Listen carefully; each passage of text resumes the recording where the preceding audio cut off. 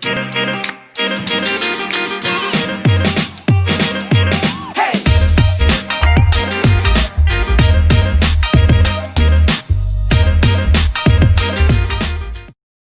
morning, everybody. How y'all doing today? I have another good one coming at you. So I was talking to a group of agents recently, people studying to take their tests, and they got tons of questions. Obviously, I've been there. We all have been. So I decided to put this out there so at least people know, at least in my opinion, what they should be asking these brokerages that they go to. So just give you a little background where I'm coming from. I've been licensed since 2002. Been a broker since 2008, somewhere in there, 2009. So it's been a while, and I had my own brokerage for a little bit too. And also I'm a licensed instructor. Both my parents did real estate most of my life. So I've been in and around real estate basically forever. So what I bring to you today is the top 10 things a real estate agent should ask a brokerage when they're interviewing.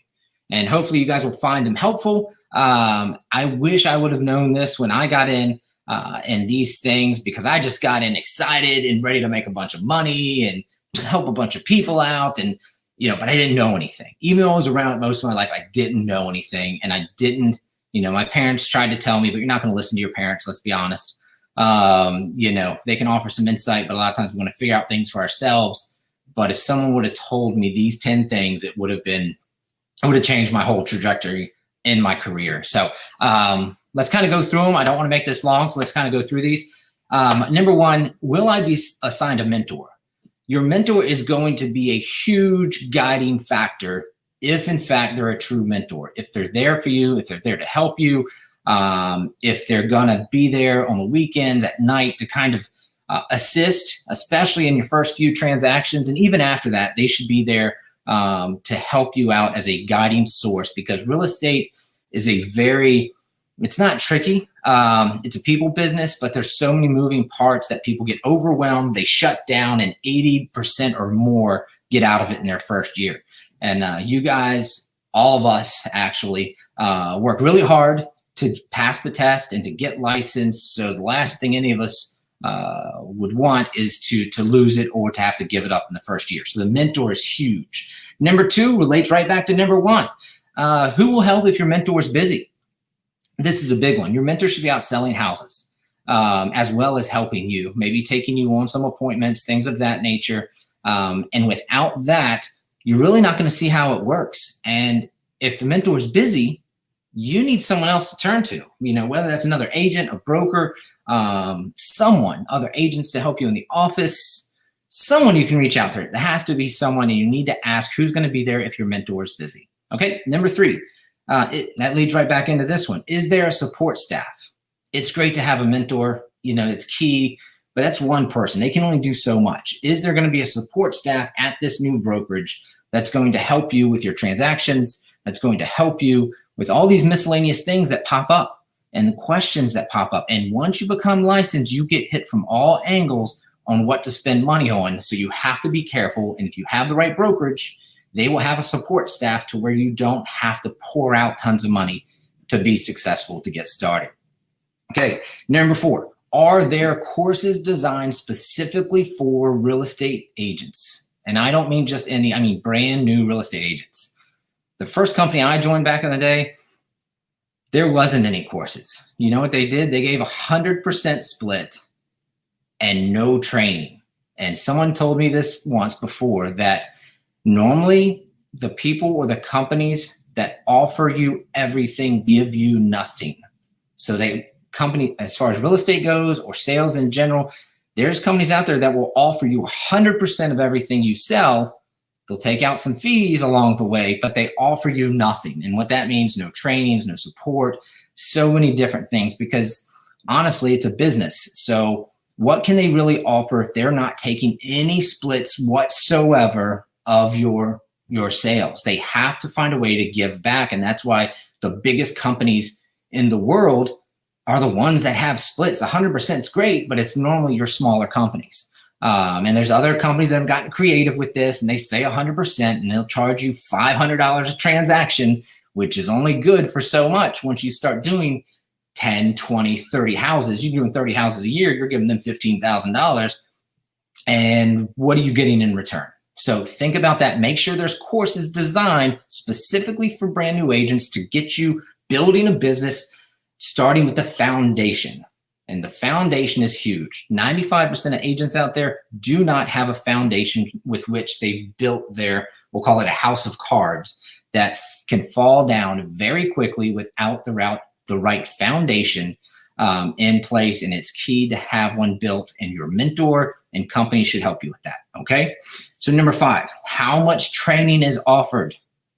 You want to ask any prospective brokerage how much training is offered each week, not each month, each week. Every week, they should have multiple classes going on at any given moment. I won't say any given moment. I'll say every day there should be some classes that you can tap into some way, somehow, to learn something. You know, maybe they offer one meeting a week. That's not going to cut it, guys. That's tough. You know, you need to have access to resources and classes. So you should have a course. Well, I'm back to training, but you should have the course, and then of course the trainings. The ongoing trainings are going to be huge for your development. What do they say? Learn more, earn more. And that is so true. And you'll find that out in real estate. It's huge, huge deciding factor in your success. Okay. Number 6, what are the joining fees?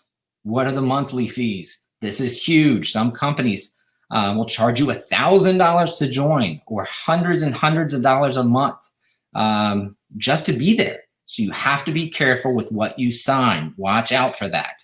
I've seen all the good and the bad. Some are free, some charge. Real estate is a hodgepodge of anything someone wants it to be. So be careful. Ask how much the joining fee or the monthly fees are. What does the company offer? A CRM, customer relationship manager, management, whatever you want to call it. It's a CRM where all your people go, all the names, phone numbers, email addresses, everything you have, so you can stay in contact. Because what happens is people always say, or agents, well, I got it up here. Well, that's great if you have one client or you've talked to 5 people this week. But if you're doing it right, if you're talking to 20 people a day or 20 people a week, I mean, I'm shooting for as many every single day as I can. So you have to maximize how many people you're talking to about real estate every day. That will add up very quickly, and it will no longer be in your head. It's impossible. So you need a place to put all your people, to set reminders on who to call, who to talk to, what to do. I learned the hard way. Again, all this is coming from a place of I've been through it. I did it wrong, and I'm trying to help others do it right. So make sure you have a CRM and a website that has all the listings on it. You're going to use that to generate leads to bring in to your CRM to stay in touch with them, which will equate into you selling houses. So have a CRM in place to keep track of everybody. Okay, number 8, what's the company do to help you with marketing? Now, if they're just going to tell you, like, post things on Facebook, well, that's a tough one. 1 in 100 leads will close as a result of an internet ad. So if you get 100 leads in, you're most likely going to close 1 of those. You might close 2. The nationwide statistics, I mean, some say 1 in 3%, but the reality is it's probably 1 to 2%. So before you think posting all this great ads and social media and all this stuff is going to get you a ton of business, probably not, unless it's your sphere of influence, which is your friends and family. That is a huge deciding factor. So make sure they have a marketing center that you can tap into that might have postcards, just listed, just sold, newsletters, door hangers, flyers you can mail out. Make sure they have something that you can tap into where things are already pre-built for you, so you're not wasting your time, because you did not get into real estate to be a graphic designer. You got into real estate to sell houses. So marketing pieces that are pre for you will be huge as you move forward, as will the website that your company hopefully gives you. Number 9, does the company offer any healthcare or retirement? And I'm going to get some flack on this one, but the truth is that in 2020, there are plenty of companies that are offering some form of healthcare options and some form of retirement. If you're interviewing with a company and they don't know what to say to that question, you probably need to go interview somewhere else. I'll say that again, and I'm going to get some slack on this, because there are some good companies that do not offer these things, but there are so many that do.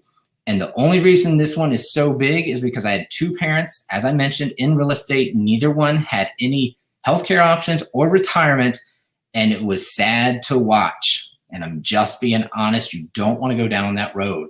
So ask these companies about healthcare options and any type of retirement opportunities you might have inside the company. They do exist. If you are told they don't, feel free, reach out to me because they do. Okay, and you'll have plenty of ways to get in touch with me if you need me. All right, number 10. This is what everybody wants to start with, but I think it's number 10.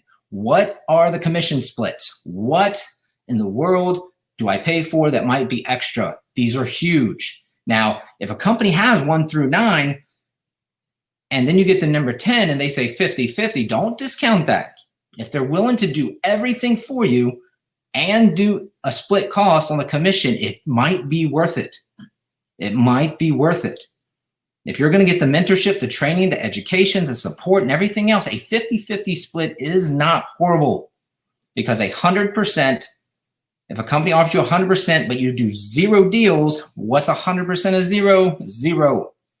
If you get all the training, support, and mentorship you need, and it's 50-50, well, guess what? 50% of 100 is 50. That's a lot more than 0. So keep that in mind, guys. Keep that in mind. The commission split is not the end all be all. It's just a piece to the huge puzzle of real estate. So hopefully those 10 questions helped you out.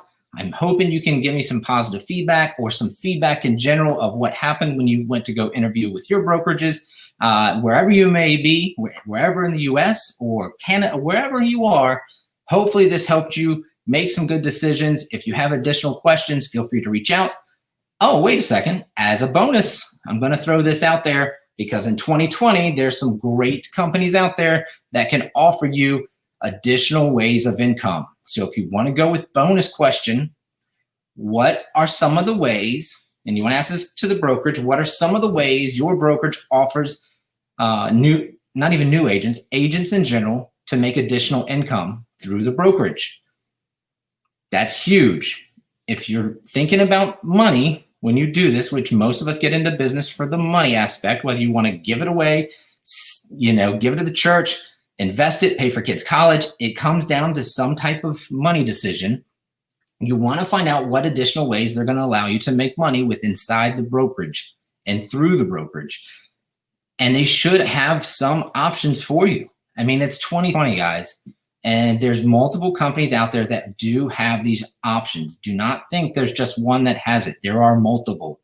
So if, again, you go to an interview and they do not offer anything besides you selling a house to get a check, you might want to talk to another company. So, guys, hopefully you found this helpful.